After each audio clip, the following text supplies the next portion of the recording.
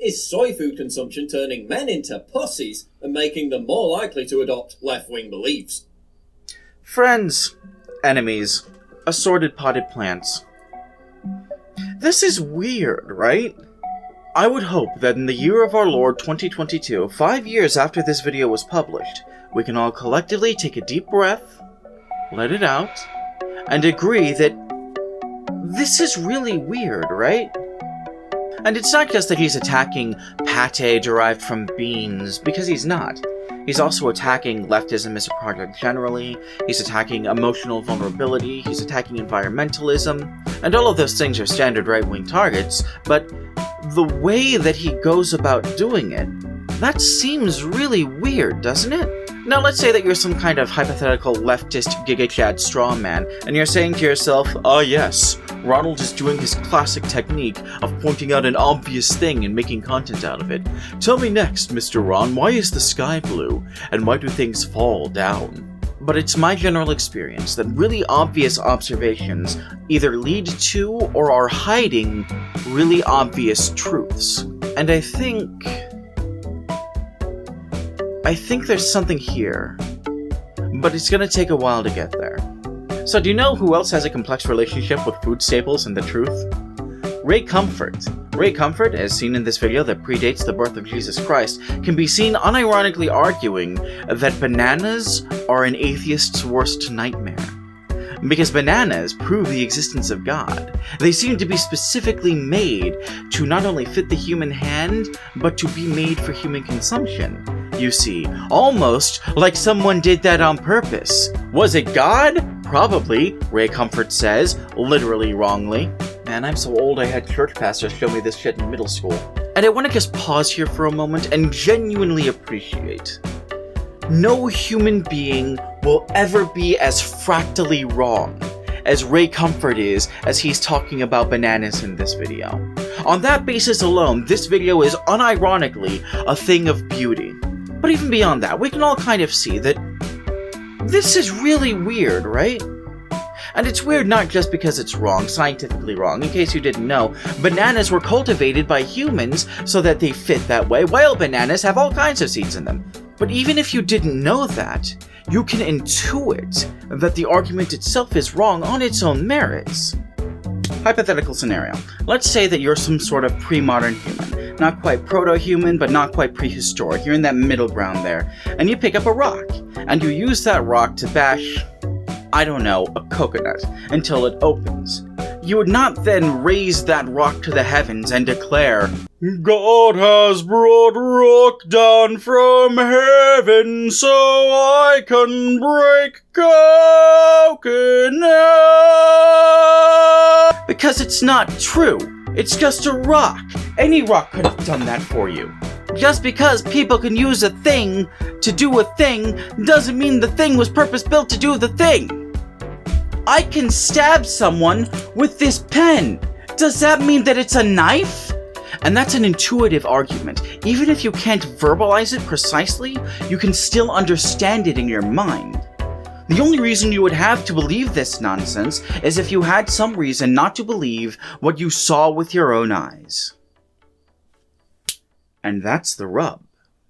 So yeah, in case it wasn't obvious already, we're going to be talking about some really deep topics, mental illness, cult recruitment, all kinds of really nasty shit. I'll flash up a list of trigger warnings here right now, just to be sure, but, I'm not infallible, and if you're not in a state where you can listen to this kind of thing, just go listen to music or something. This one view is not worth your mental health. So let me tell you a story about my dad. He died. He died in 1997 during a shootout with the LAPD after a botched bank robbery. Don't look that up. Don't look it up, just take my word for it. But before the LAPD put him down like the animal he was, he managed to impart on me several words of wisdom. Always put the seat up when you're taking a piss, you heathen fucker. Never get into a fair fight, you heathen fucker. Fair fights are what get people killed. And most important to this video, he said, "Listen to me, heathen fucker, because I'm only going to tell you this once. You can't go around promising people the sun and the moon. They'll catch on to that real quick. You've got to give them something that they want. You can't give them everything, you've got to give them something they want. And that means you need to know what they want first. How much of that did I just make up? I'll let you decide. There's a reason I tell people I'm a very good liar. So you know those really obvious email scams? The one about having a Nigerian cousin who wants to send you millions of dollars, or the one about the child that was born with only a head and needs immediate donations and prayers in order to survive? You know about that, even if it's just through pop culture osmosis. But what you might not know is that those things are so absurd, and often poorly spelled, on purpose. The people who run these scams know the kind of person that they're looking for, and they take steps to ensure that those kinds of people fall for the scam, and no one else does. They're fishing for a mark. And I would argue that these kinds of videos are the same thing, conceptually. They're fishing for a mark. That's the reason that they seem so absurd. The facts aren't the point. The point is to find people who are amenable to that kind of language, who are amenable to what you are asking them to do, and get them on your side. Except, it's not just a scam, is it? If recent history has shown us anything, it's that these people are not just interested in money. Certainly they're interested in money, but more than that, they're interested in political power. And woe betide both you and I, because I now have to go on a tangent about how to talk to people about politics. God damn it. This video was only supposed to take 15 fucking minutes to record. There is this broad misunderstanding I have observed when it comes to what people believe the purpose of talking to people about politics is. I can explain this in a really easy way, but it's not going to make sense right away. Most people, especially people in the, let's call it the debatosphere, believe that the purpose of talking about politics is to bring people from a state of uncertainty to a state of certainty. That is to say that most people believe that the thing you're trying to do is convince them your ideas are right. If you're debating Banana Man here, for example, you're not trying to convince him that God might not exist, you're trying to convince him that God does not exist. Capital D. No possible way, ain't no way, ain't no how. But in actual, effective political conversations, literally the opposite of that is true. You are trying to bring someone from a position of certainty into a position of uncertainty. And I can explain that really easily too. Imagine that you have a woman who listens to Ray Comfort, believes all of his bigoted nonsense. Imagine that this woman lives in a state where one or both political parties are actively working to restrict trans rights. Now this hypothetical state, let's call it Texida Horrida, has a bill on the ballot that would be the most oppressive law to trans people in all 57 states. And this hypothetical woman who listens to Ray Comfort intends to vote in favor of that bill. How would you convince that woman not to vote in favor of that bill? Would you try to tell her that trans people have rights or ought to have rights, and that it would be a moral evil, however small, for her to vote in favor of that bill? Or would you ask her not to vote for the bill at all?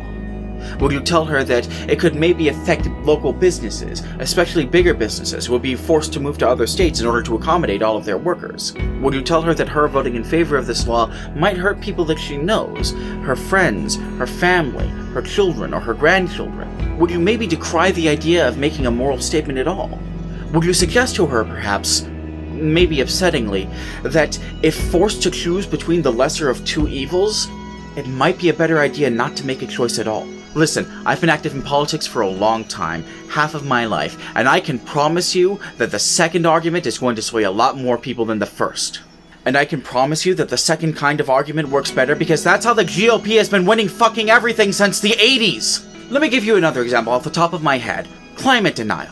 The purpose of climate change has never been to convince people that the climate is not changing. People have been able to observe that the climate is changing since 100 fucking years ago.